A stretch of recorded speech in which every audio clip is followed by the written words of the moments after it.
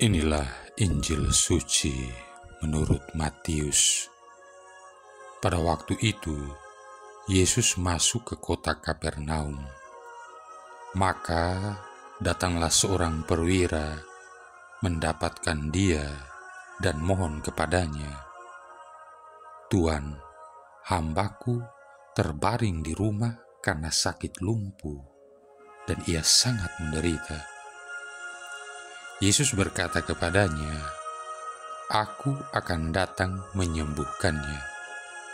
Tetapi perwira itu menjawab, "Tuan, aku tidak layak menerima Tuan di dalam rumahku. Katakan saja sepatah kata, maka hambaku itu akan sembuh. Sebab aku sendiri seorang bawahan, dan di bawahku ada pula prajurit. Jika aku berkata kepada salah seorang prajurit itu, 'Pergi,' maka ia akan pergi. Dan kepada seorang lagi, 'Datang,' maka ia datang. Ataupun kepada hambaku, 'Kerjakanlah ini,' maka ia mengerjakannya."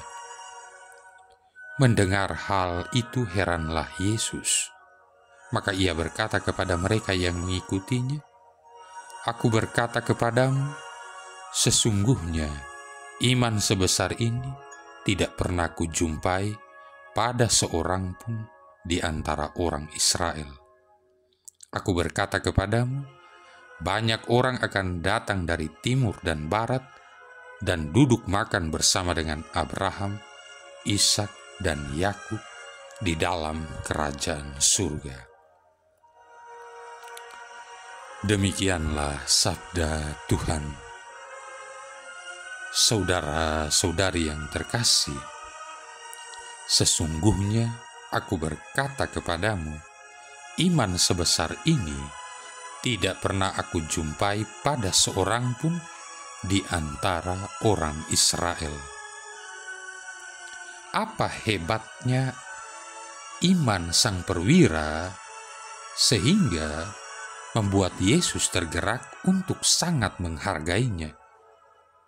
Di atas segalanya, perwira Romawi ini menunjukkan suatu iman yang didasarkan pada rasa percaya total akan pribadi yang bernama Yesus dari Nazaret. Tidak terbatas pada tataran intelektual belaka, misalnya sehubungan dengan doktrin-doktrin tertentu, melainkan dengan mencari suatu relasi pribadi dengan Yesus. Tentunya, sang perwira dengan akal budinya telah mengambil kesimpulan bahwa Yesus memiliki otoritas untuk menyembuhkan. Akan tetapi, imannya lah yang menggerakkan dirinya untuk melakukan pendekatan kepada Yesus dengan sebuah permintaan atau dengan permohonannya yang berani itu. Iman kita pun harus melampaui tataran intelektual agar dapat mencapai suatu relasi pribadi dengan Tuhan Yesus Kristus. Apabila iman kita hanya sekedar berdasarkan doktrin-doktrin keagamaan, maka kita sudah pasti akan luput dari rahmat Allah yang sangat diperlukan, yang sebenarnya mempunyai daya sebagai pemberi kehidupan. Hanya apabila kita melangkah keluar sampai mengenal Yesus secara pribadi, maka kehidupan kita dapat ditransformasikan. Sebenarnya, sang perwira dapat saja tinggal di rumah dengan hambanya dan berpikir bahwa Allah dapat menyembuhkan hambanya itu dengan atau tanpa intervensi dari pihak Yesus. Namun apakah yang terjadi? Sang perwira sendiri datang menghadap Yesus dan secara pribadi mohon pertolongannya. Kita bisa bandingkan juga Injil Lukas bab 7 ayat 1-10 yang ceritanya agak berbeda. Iman yang murni sepenuhnya berdasarkan logika dan disertai dengan sikap jaim tidaklah cukup bagi sang perwira. Ingatlah bahwa sang perwira adalah seorang senturion, seorang komandan kompi dari pasukan pendudukan yang sangat berkuasa. Inilah yang harus kita teladani dari sang perwira. Saudara-saudari yang terkasih, sementara kita mengawali masa Advent ini, kita sungguh mempunyai suatu kesempatan real untuk bertemu dengan Yesus dalam doa-doa kita, kitab suci, dan sakramen-sakramen. Kontak reguler dengan Yesus seperti ini dapat memperdalam iman kita dan mengembangkan dalam diri kita suatu relasi yang hidup dengan Yesus sendiri. Bila mana kita merasakan kekosongan, Yesus akan mengisinya. Bila mana rasa percaya kita lemah, Ia dapat menguatkan diri kita. Bila kita berpuas diri, Yesus dapat memberikan kepada kita kerinduan mendalam akan kehidupannya. Bila kita sedang berjuang untuk melampaui kekristenan kita yang hanya sekedar pada tataran intelektual, maka Yesus akan meningkatkan iman kita menjadi real dan berwujud.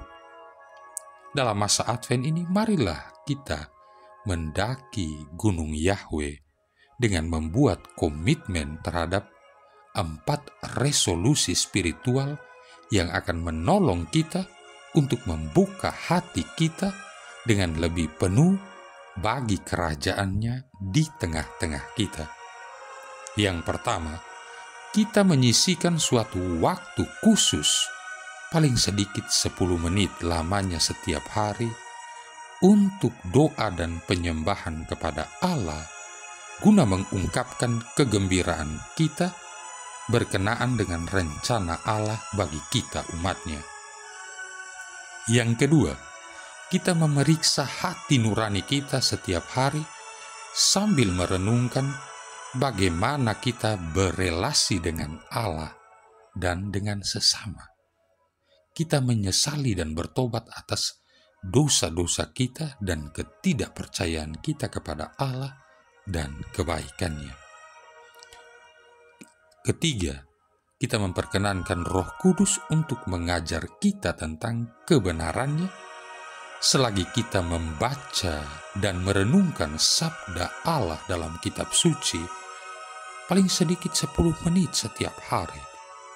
Dan yang keempat, sebagai tanggapan terhadap karya Allah dalam hati kita, kita menyusun sebuah rencana pertumbuhan rohani yang mencakup pembacaan rohani dan partisipasi aktif dalam kehidupan gereja, terutama dalam doa-doa dan sakramen-sakramen.